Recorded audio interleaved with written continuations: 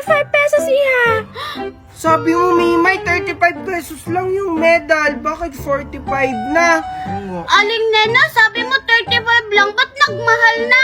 Mahal na yung bilihin ngayon, Iha.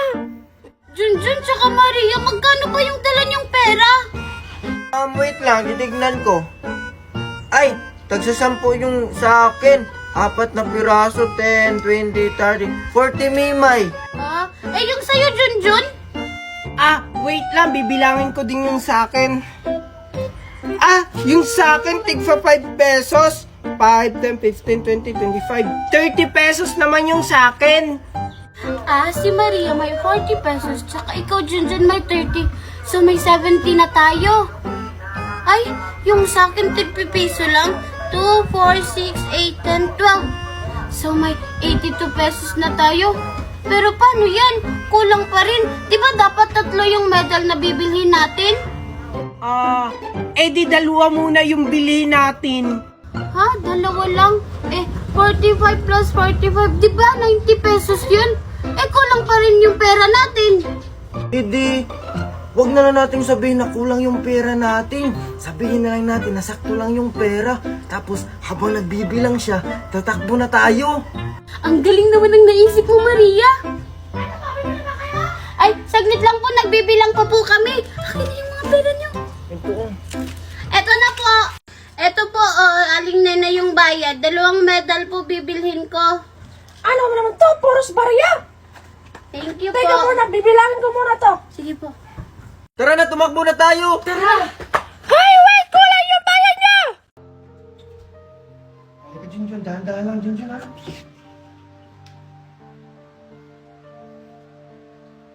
Surprise, Junjun! Welcome back! Wow! Hindi na po kayo galit sa akin. Siyempre naman, Junjun. Hindi na ako galit sa'yo. Kalimutan mo na yung Junjun. Hayaan mo makabawi ako sa'yo. Valerie, Megan, masaya ako kasi tanggap niya si Junjun.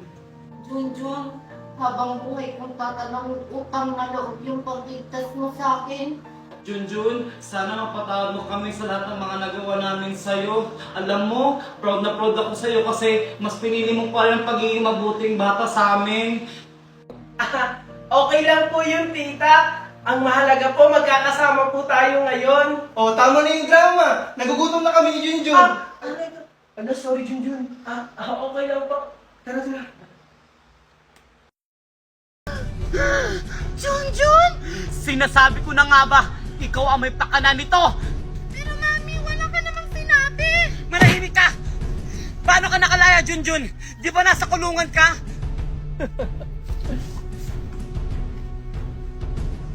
Walang hiya kayong dalawa. Pinagkatiwalaan ko pa naman kayo, mga traidor!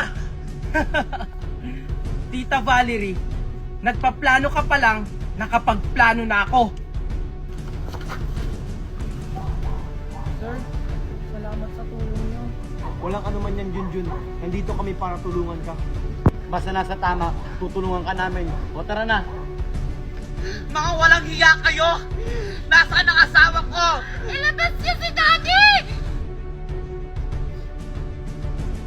Nasaan ako? Valerie? Megan? Junjun? Nasaan kayo? Daddy? Mami! Boses yun ni Daddy! Marco! Asan ka? Junjun! Ilabas mo ang asawa ko! Hindi ko ibibigay si Papa sa'yo dahil masama kang babae! Hindi masamang babae yung mami ko! Sadyang mahal niya si Daddy! Alam mo, Junjun, ikaw yung masama kasi kinidnap mo si Daddy! Manahimik ka, Megan, kasi wala kang alam. Alam mo ba na may kabit ang mami mo? Mami! Totoo po ba yun? O di ba wala kang alam, Megan? Pero para mas malaman ang lahat, tawagin niyo si Papa. Sige, Junjun. Ang tatalino talaga ng mga anak ko. Manang-mana sa daddy. Manahimik ka nga dyan, Marco. Sa akin kaya nagmana yung mga anak ko. Sa akin talaga nagmana yan. Sa akin talaga nagmana yan. Kasi galing yan sa napupunan ko. Hindi talaga asawa. Sa tatay talaga nagmamana yan. Magtatalo pa talaga kayo, Mami, Daddy. Sa inyong dalawa naman kami nagmana. Oo nga, Mami! Magkikis na yan! Kiss, kiss, kiss! Kiss, kiss, kiss! Sige na, Daddy! Kiss na yan! Kiss na yan! Ang sweet niyo naman, Daddy! Bali na yung mga anak! May good news ako sa inyo! Oh, andyan ka na pala, asawa. Ano pala yung good news mo? Na-promote ako sa trabaho ko! Talaga ba, Marco? Ang bait talaga ni Lord kasi tinupadan niya yung pangarap mo. Hindi lang yung asawa, hinigitan niya po yung panalangin ko. Supervisor na ako ngayon! Wow, galing-galing talaga ng asawa ko. Magse-celebrate tayo. Pupunta tayo ng simbahan at saka sa mall. Daddy, pupunta tayo sa mall? Oh, ang lakas ng pandinig nyo ah! Napakinggan niyo lang yung mall? Oh, ano pang hinihintay nyo? Mag-prepare na kayo. Sige po, Mami!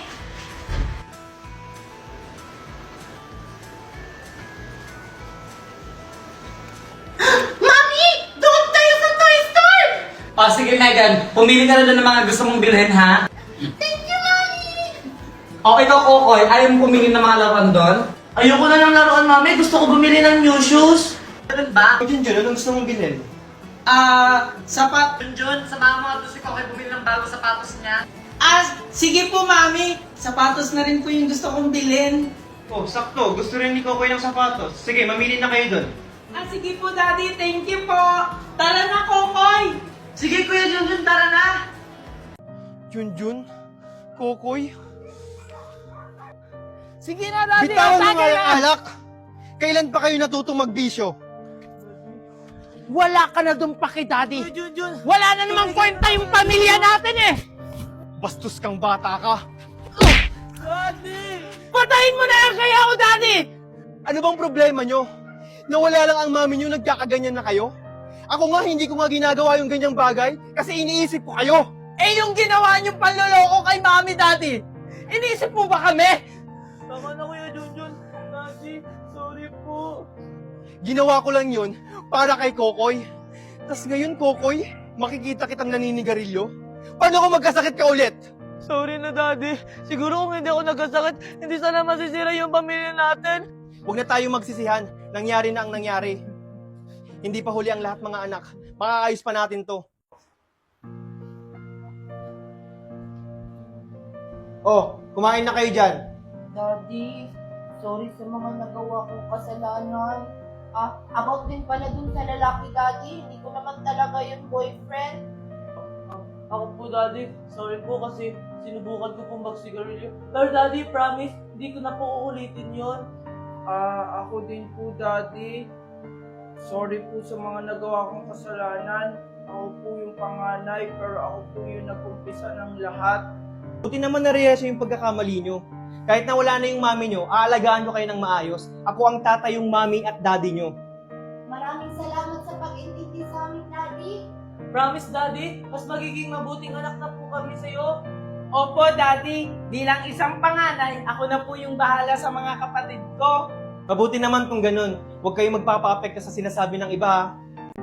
Ano? Hindi pa ba kayo babangon dyan? Para walang pupuntahan na. Yes! Today's the day! Kuya, gising na! Wait lang, 5 minutes pa. Mama, si Kuya ayaw gumising! Huwag na yan isama! Ito na nga, babangon na nga! Mami, ready na ako. Maaasa na yung puting damit ko dito. Yun pa naman yung susuotin ko. Ayun na nga sinasabi ko, dapat tagabi pa yung nanda. Hala! Basahan pala ng assignment ngayon! Wala pa akong sagot! Sabi ni Ma'am sa isang araw pero... Ayan, kung kagabi mo pa yung ginawa, edi sana tapos na yan. Kung kailan naalis tayo. Ano ba kasi assignment mo, Megan? Ito, Matt, ang hirap-hirap pa naman ito. Math? Ay, pass. Math daw, baka alam mo. Ha, Math? Di ka naman siguro babagsak dyan, Megan. 50% to sa grades namin, Ma! Akin na ako na magsasagot para Math lang, hindi pa alam. I-open mo lang ang iyong CC at pindutin ang camera, picturean mo lang ang math problem mo at ilang segundo lang lalabas na ang sagot. Ganyan lang kadali ang CC, kaya ano pang hinihintay nyo? I-download nyo na. Malaking tulong ito sa schoolworks nyo, lalo na sa research. I-type nyo lang ang gusto nyong topic sa research at bibigyan na kayo ng magandang sagot. Kaya si CC ang sagot sa problema nyo sa schoolworks. O, ayan, tapos na. Wow! Ang bilis naman, Kuya Junjun. Hindi ko na matalino. Siyempre, gumamit ako ng CC app. Hindi nyo alam yun? Ano ba naman yan? Gamitin nyo na rin yung CC app para hindi na kayo mamroblema sa school works nyo. Ano, dyan na lang kayo? Huwag na lang kaya kayo sumama. Bilisan nyo na dyan! Eto na ma! Eto na po! Bilisan nyo dyan. Hala, 1 oras na lang. Ilang oras ba biyahe papuntang airport? Hala, ikaw driver, hindi mo alam. Kayo alam nyo ba? Ako mami, alam ko. Itatanong natin kay Sisi. Ilang oras ang biyahe mula May Kawayan, Bulacan papuntang Manila International Airport? Ang biyahe mula Kawayan, Bulacan papuntang Manila International Airport ay humigit kumulang 1 oras at 59 minuto kung gagamit ka ng bus at tren. Wow, ang galing naman yan, anak. Ano? 1 hour and 15 minutes? Hala, may 1 minuto na lang tayo. Bilisan nyo! Wait lang!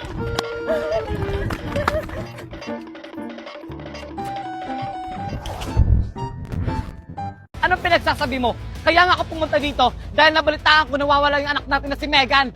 Tapos sa akin mo pa isisisi? Mami? Mga anak, maigi pang kunin ko na lang yung mga anak ko dahil napapahamak sila dahil sa'yo. Kahit na kailan, Valerie, hindi mo makukuha ang mga anak ko. Ano yun? Magkakaroon ka lang ng pakialam kapag may nangyari na? Eh nung wala, nasan ka nung kailangan ka nila? Di ba wala? Nandun ka sa kabila mong asawa. Tumahimik ka na, Marco! Pabaya ka lang talaga! Sa ayaw at sa gusto mo, kukunin ko yung mga anak ko! Tara na mga anak ko! Ano ba, Valerie? Kahit anong gawin mo, hindi mo makukuha yung mga anak ko. Ano ba? Ito tatandaan mo, Marco. Mapapasakit din yung mga anak ko.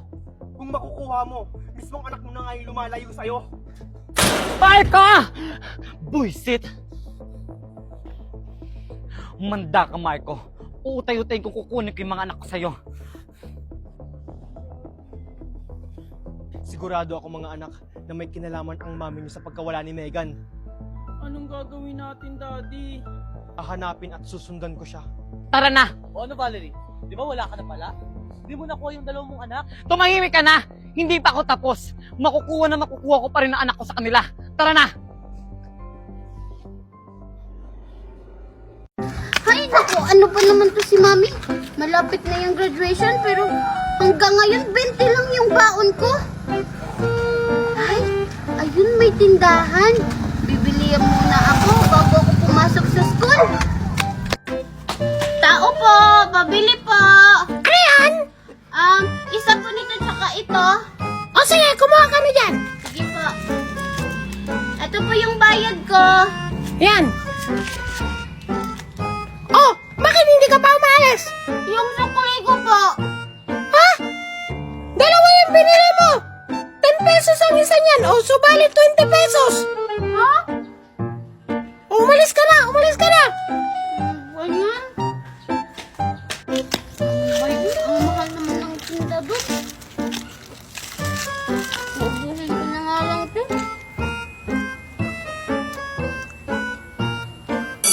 Lala, nasisi na, lala. Ang dami ko talagang baon. Maria, anong dala mong baon? Ito yung dala kong baon.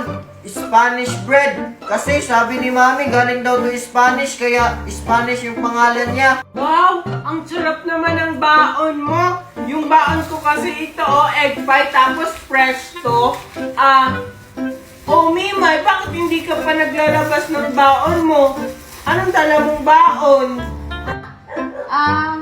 Mamaya na lang ako kakain kasi busog pa naman ako.